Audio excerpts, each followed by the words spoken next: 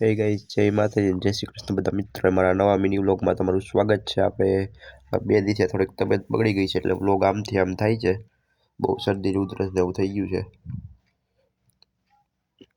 તો ફાઇનલી ગઈ આજે તો રવિવાર ને સુજલભાઈ બગસરાથી આવ્યા હતા। ફાઇનલી ગઈ અમે મેડિકલવાળા ભાઈને અમે બધા નીકળી ગયા છીએ। સુજલને લઈ લીધો છે। અમે ક્યાં જઈએ છીએ જોવો હોય તો આખો વ્લોગ જોવો, મજા આવશે। તો ફાઇનલી ગઈ વાગ્યા હતા 8:30 ને આપણે આવી ગયા હતા વીરપુર ગઢિયા।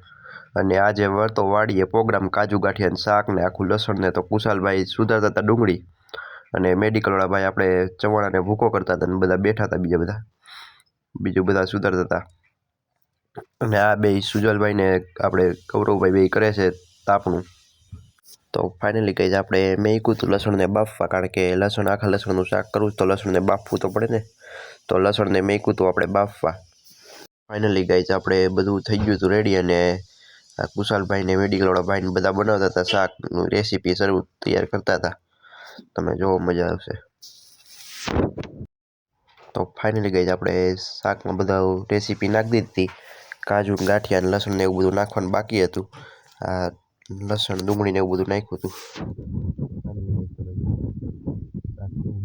સ્વાદિષ્ટ છે, કેવું મસ્ત તમે જોઈ શકો છો।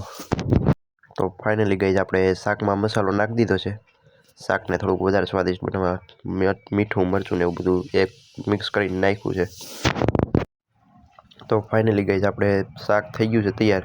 તમે જુઓ દેખાવમાં જ કેવું સ્વાદિષ્ટ છે, ખાવામાં મસ્તનું બનાવ્યું હતું, એક નંબર શાક છે। કાજુ ગાંઠિયા નાખું લસણ, કોણે કોણે આવું શાક ખાધેલું કોમેન્ટ કરજો તો સેજ।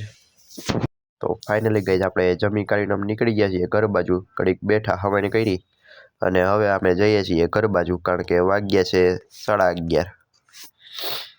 તો ફાઇનલી ગાઈઝ વાગ્યા છે 12:30 ને આપણે આવી ગયા છીએ હવે ઘરે અને હવે આપણે બેસવાનું છે વ્લોગનું એડિટિંગ કરવા। તો આ વ્લોગને કરીશું એન્ડ ને કાલના વ્લોગમાં મળીએ। જય માતાજી ને જય શ્રી કૃષ્ણ બધા મિત્રોને।